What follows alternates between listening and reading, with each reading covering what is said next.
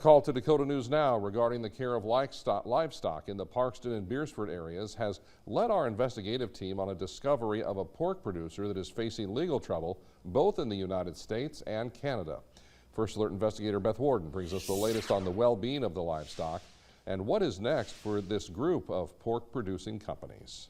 A tip with the concern of a group of companies in receivership and the potential of starving pigs led us to discover more in court records involving Sunterra Foods of Iowa, Sunwold Farms, and Laragra Farms of Parkston and Beersford.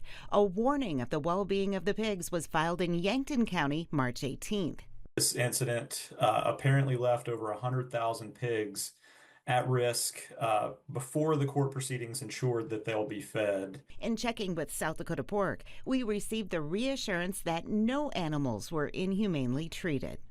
With the relief that the pigs are now receiving care, the small-town businesses serving those companies in receivership, such as grain suppliers, gas stations, still face uncertainty. The employees are watching and waiting for direction from their new leadership.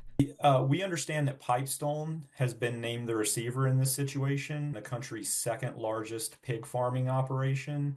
They confine hundreds of thousands of pigs in sheds in several states. The court records filed in South Dakota also show a larger scale of concern. Court records in Canada allege Sunterra and associated companies committed a check-kiting scheme, depositing over 3,000 bad checks in 9 months' time, taking the deposit before the checks were returned, leaving a Canadian bank with a loss of $7 billion in Canadian funds. Back in South Dakota, if you're concerned about the mistreatment of any animal, Colin Henstock with the People for Ethical Treatment of Animals has this advice. Never stay silent. If you can't intervene directly, contact law enforcement. And if they don't help, contact PETA. And we'll always do whatever we can to try to help out. In Sioux Falls, Beth Warden, Dakota News Now.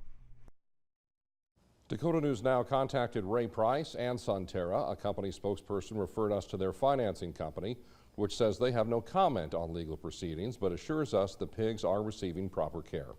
A spokesperson for Pipestone also responded to us saying, quote, "Our immediate focus is on the care for the animals and are working through the situation to ensure the best outcome possible for the employees, barn owners, and local vendors."